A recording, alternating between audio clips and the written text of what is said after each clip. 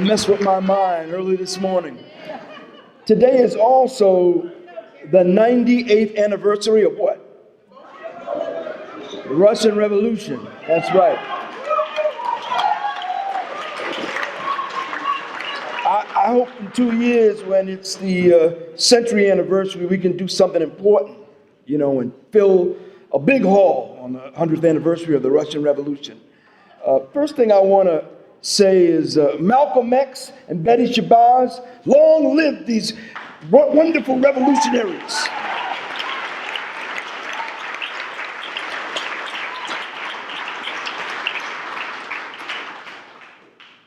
To have a hall named in your honor is a very small thing. There should be statues. There should be parks. There are parks and statues. There should be schools. There should be a holiday.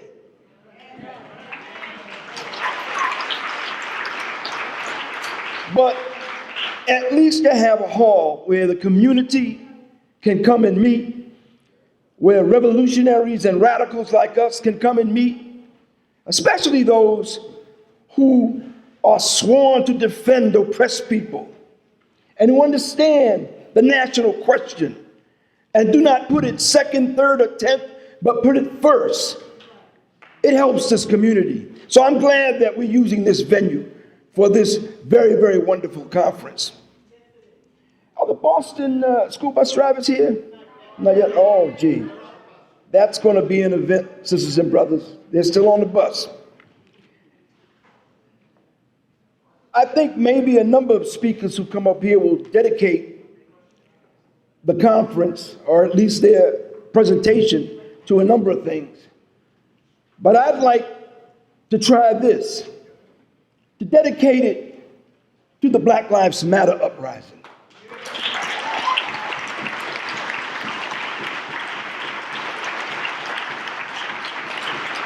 I think that Malcolm and Betty Shabazz would approve of that.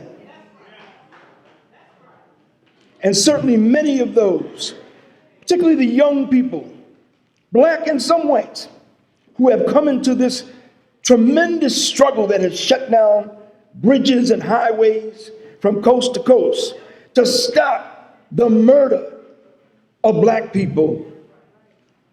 Either they knew about Malcolm before, they certainly know about him now. One of the things that the People's Power Assembly here in New York and elsewhere has been doing is working hard to solidify ourselves and help out in any way, form, or fashion this Black Lives Matter uprising. And their rally call, shut them down. Want to get the police attention, the government's attention, the capitalist attention, can't just have a picket line. Sometimes you just gotta. That's right. It's brave, brave activists. I don't know if you heard about this, but last week, Hillary Clinton went to Atlanta. It was an important trip. She went there to shore up her black support. And they held an event for her in a big university, Clark Atlanta, I think that's the name of it, university. And it was filled with black people, a lot of civil rights leaders. I won't go into the names, I might get it wrong, but the house was filled with a lot of leaders, mostly leaders from the past, not leaders from now. And she was coming to shore it up because that's what they do. That's what the Democratic Party politicians do. You see them when they want your vote. But when the police are beating you up and shooting you or your child, you don't see them. You don't get your phone call returned. Surrounded by all of these black people, including John Lewis and maybe even Jesse Jackson and mayors and Anthony, what was the former mayor of Atlanta? Somebody help me. Anthony Young. So, Shut It Down Atlanta. A group called Shut It Down Atlanta. We haven't shut it down New York. Shut It Down Atlanta. About 20 black youth got up and started chanting Black Lives Matter, Black Lives Matter. Now, to come into an event like that, you got to have some courage. An event like that, with all of those leaders, it was just incredible. I was so moved and impressed by it. That's the kind of spirit that's revolutionary, that's determined. We're not going to do it just when it's easy or obvious, like calling Trump a racist and calling NBC racist for allowing him to be on SNL tonight, which is a slap not only in Latinos and Latinas' faces, every progressive person, every anti-racist person on the face of this earth. It's an insult. And it goes to show you, in the final analysis, it's all about the dollars. It's all about the dollars. What a sick, bizarre Republican campaign. That you have Trump and that other guy, sounds like he's from the 13th century, leading the pack. It's a sign of the decay of imperialism. I don't know what it's a sign of. It needs to be analyzed. But I think it's a sign that things are falling apart. Things are not very good. What I liked about shutting down Atlanta, disrupting Hillary Clinton, is that it brought a dimension to the Black Lives Matter uprising that I think has always been there, but it sharpened it. I'm talking about class struggle. There was definitely some class struggle going on in that university ballroom. I don't know who realized it. I'm not even sure the people who disrupted it knew it, but it was definitely some class struggle. What kind of passion motivates people to do what these people did in Atlanta and what others have done? They don't even cover it anymore. There have been hundreds, thousands of arrests, many of them right here in New York. The police have gotten more brutal. They decided after a while to crack down. No more of this hands-off policy. Same thing in Baltimore. What has given these young people so much passion and so much determination? In some ways, you haven't seen this since ACT UP. Those of you who are old enough to remember, where they would just be in your face. It's a similar thing, comrades and friends, sisters and brothers. They're trying to stop genocide. They are trying to stop genocide. And it's not just a phase. It's not just a temporary uprising. Something happens, a brutal murder of a black child, and we're upset, and we rebel, and then we go back to doing what we usually do, business as usual. This is not that. It will have its ups and downs, its highs and lows, but things will never be the same because there is a material basis for Black Lives Matter in the changes in the economy, in the globalized high-tech economy. What are we talking about?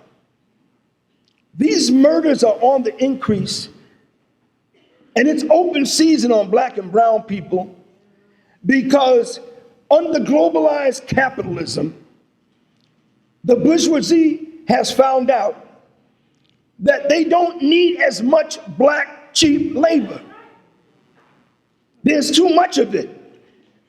There's an excess of black cheap labor. And when the capitalists conclude that, that means that, they're going to do anything to you because you're a problem for them.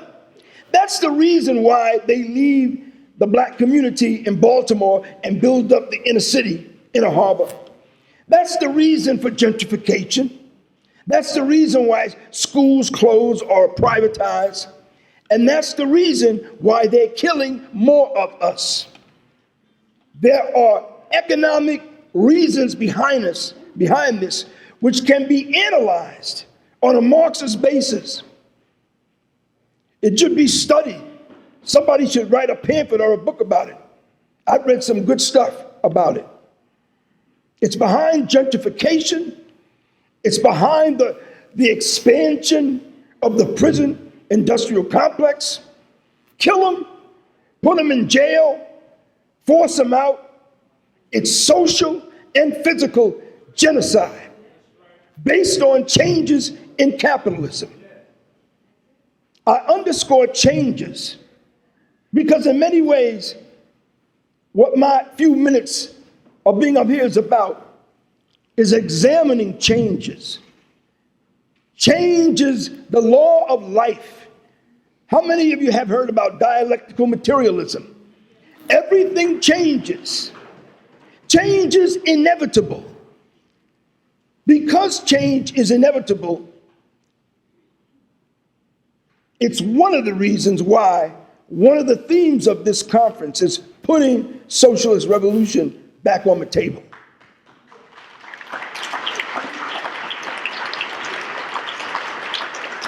Why put it back? Why put it back? Curious formulation.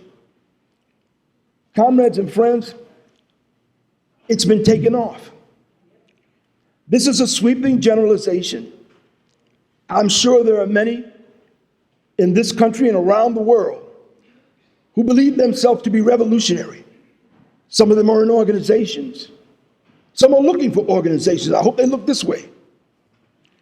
But in a general way, the working class movement and its leaders over the past 100 years, almost since the time of the Russian Revolution, have slowly but surely, to a large extent, taken socialist revolution off the table. How did this happen? Some of the reasons were setbacks. One of the early setbacks is when the Russian Revolution didn't expand into Europe, and Russia was left alone. That was a downer. Another setback was during the 30s, when the working class across the world was up in arms, so to speak, and it seemed like they were right on the precipice of revolution. But for whatever reasons, I'm not here to go into that, it didn't happen. Fascism and war won out, both here and in Europe and elsewhere. That was a setback. The collapse of the Soviet Union, another setback. And what these setbacks do, I don't want to dwell on them. Not here in Malcolm Shabazz Hall. I don't want to dwell on them. I just want to examine the impact. What it does to many is make them conclude that, well, socialist revolution is nice, but it's not going to happen in my lifetime, and I don't think it's going to happen in my great-grandchildren's lifetime. And they take it off the table, and they come up with a more limited objective, an objective that all of us support. Or the bus drivers, oh my goodness. The bus drivers are here.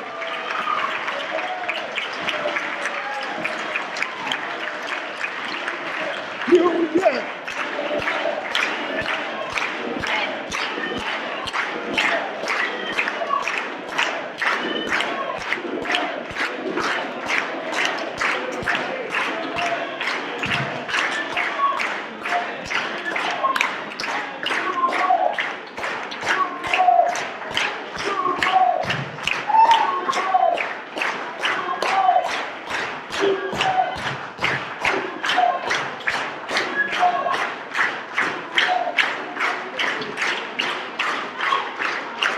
The bus drivers are an exception. That's why they've been under vicious attack for 2 years when they have tried to fire the leaders of this tremendous union. What did they do? They did not take revolution off the table. And their stinking, rotten buzzard company knows that which is why they've been trying to get revolution out of that union. And they're going to fail. They're not going to win. We're going to win.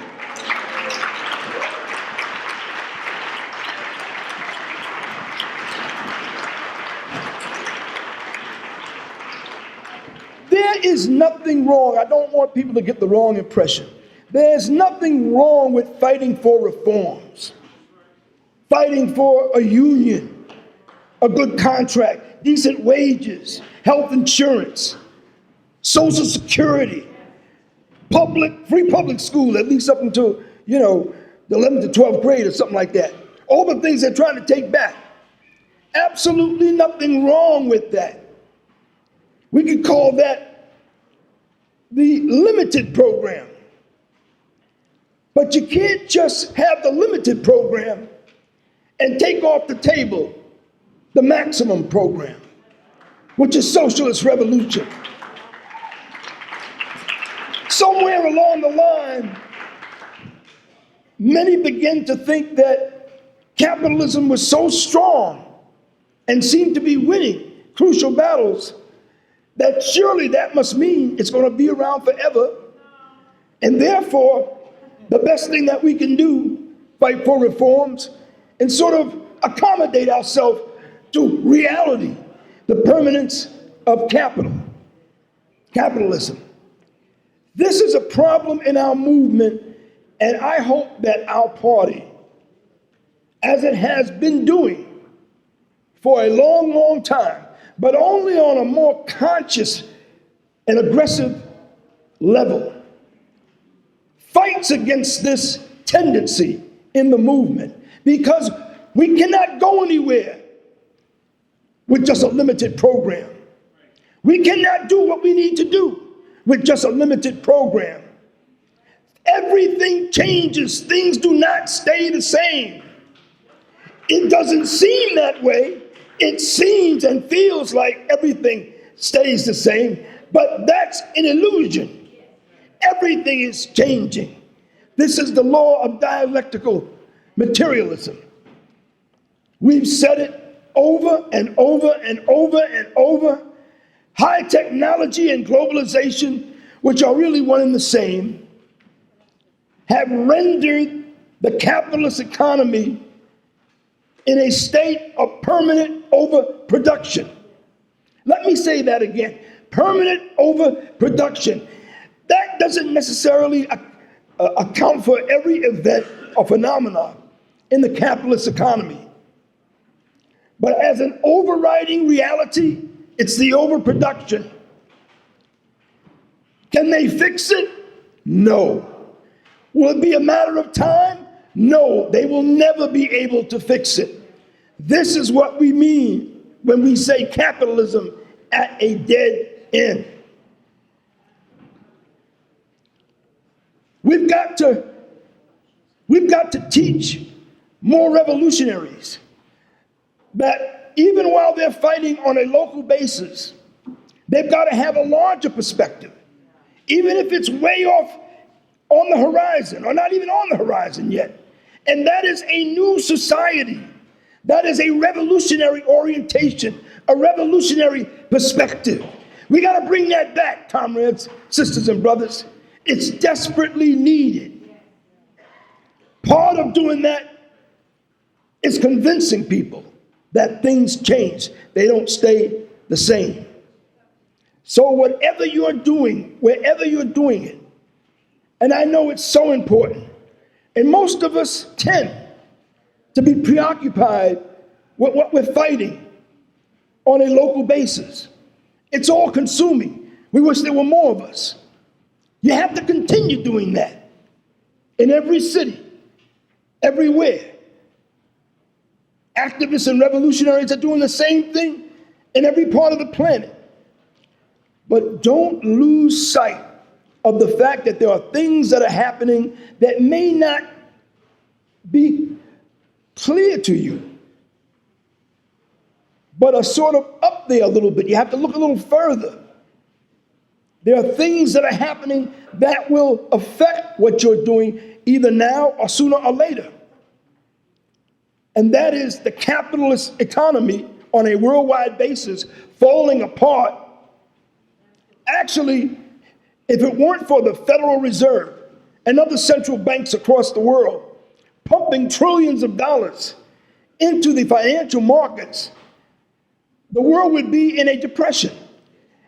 Now, one needs to make a qualification there. They're not pumping the money into what people need, like decent paying jobs and free health care and affordable housing and daycare. No, they're pumping it into the market. So that creates a buffer for the financial class, for that oligarchy. And if it were not for that, there'd be a depression. But here's the latest news, and they know it. Even that will not last forever. Even that will not last forever. What is coming? We do not have a crystal ball. We cannot predict the precise date, but there is an earthquake. Actually, I got this from Sarah Flounder's article. She wrote an article, this week's paper. An earthquake is coming. An earthquake is coming. I'm talking about the crash of capitalism. I wish we could predict it and prepare for it in a very precise way, but we can't do that. So while you're fighting at home, remember, there are bigger things happening that affect you, and something is coming. This deepening worldwide capitalist crisis. And we have to be orienting more and more towards that.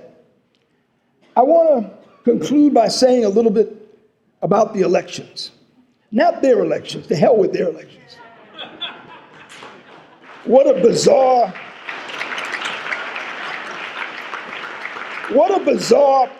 puppet show that the capitalist media and billions of dollars are forcing down the throats of workers who are already suffering. They don't need to see that. Put on a baseball game, really. It would be an improvement. I want to say a few words about the party's election campaign. It's not my job to give the main talk. My comrade Teresa Gutierrez is going to do that sometime soon, I believe. But I want to say this. We're going to have an election campaign. And I want to use my final seconds up here to throw out a couple of ideas. I don't think it should be a routine campaign. I think it should be an out-of-the-box revolutionary campaign. Sure, we'll have a 10-point program that will hit all the right points. Jobs for everyone, housing, all the things, women, anti-racist, LGBTQ, it'll touch all that. That'll be the minimal program. People need that. Workers will look for that. It must be there. But in our election campaign, I would favor us also having a maximum program. I would also favor us saying that capitalism cannot be reformed. It cannot be reformed. I think that people would like that. I think that it would resonate and that it has to be abolished. The only question is who's going to do it and how. I may be, rambling wild here, but I think it'd be an interesting idea if part of the job of our candidates was to call on people to rise up, not just to tell them about a program. What can I do as a candidate? I'm telling you to rise up. Form people's power assemblies because the struggle is coming. Form them by the hundreds and thousands. Abolish the system. Abolish the death penalty. One of the things we're going to do, we're considering doing it. Let me put it on that basis, is setting up a people's shadow government where we have people's ministers running along with the candidates at the top of the ticket. Maybe we can have something like a people's minister of justice, or a people's minister of women's liberation, or a people's minister of LGBTQ liberation, a people's minister of international solidarity. Maybe we could even convince Pam Africa to be one of these ministers.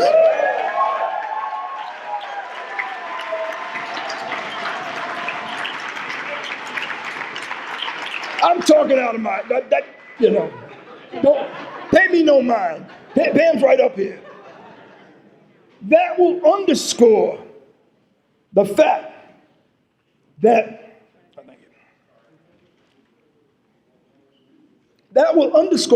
that we don't think that elections is how you change things.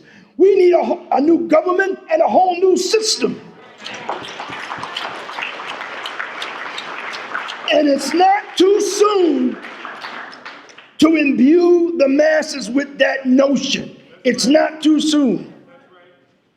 Another thing, and this is very necessary, one of the things we should take away from the Bernie Sanders campaign, I'm not going to go into how he says he's a socialist, but he's really not. And actually, there's really not that much difference between him and Clinton, And any of you who have watched him and studied the two of them, you know that I'm speaking the honest truth. That's right. But one thing that he has done, and it's a breakthrough, he has brought socialism, the idea of it, into the minds of people. I don't think, at least in my lifetime, for a long, long time, a major candidate, one of the bourgeois parties, has been in any way identified with socialism. This is a good thing. One of the goals of our campaign will be to show people really what socialism is about. There are socialists and there are revolutionary socialists. We will show them the real thing. I think that if activists and revolutionaries and socialists and communists and even anarchists around the country, I think if they were really thinking and they were really reflecting upon what it means that Sanders has done this, they would want to come together on a very serious basis and explore whether we can have some revolutionary socialist unity. Now's the time. I don't know if there's the basis for it. I don't know what other organizations feel about it. One of the problems we have is that when things have been difficult for such a long time, organizations are like turtles. They sort of stick their head in the shawl and they forget about, everybody outside, and, it's called sectarianism, But we hope, whether it's among organizations or whether it's among just individuals, independents, that this new life into the word socialism is the basis for trying to galvanize some revolutionary socialist unity. And I think our campaign, our election campaign, should be used for that purpose. Thank you very much. Free Mumia, long live Malcolm X and Betty Shabazz.